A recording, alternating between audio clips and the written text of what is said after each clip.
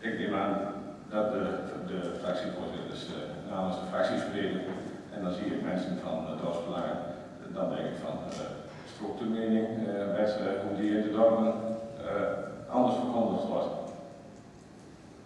Vraag voor de beide fracties. Dank u wel.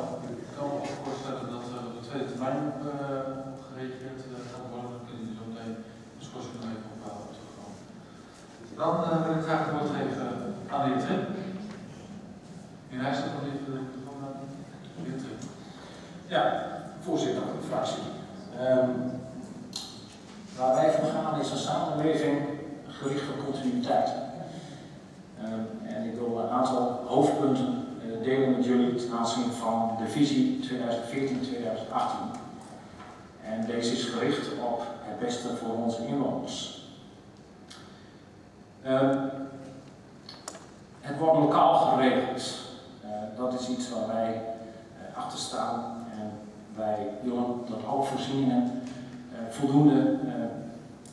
voldoende zijn en altijd beschikbaar zijn voor de inwoners.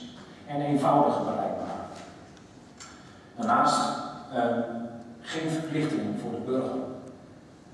Het kan natuurlijk zijn dat de burger wordt gevraagd. Er zijn natuurlijk vrijwilligers die heel veel goede dingen doen. Daar moet je ook aandacht voor hebben, want dat hebben we altijd nodig. Maar geen verplichtingen, niet iets opleggen op een of andere manier. Daarnaast zien wij dat de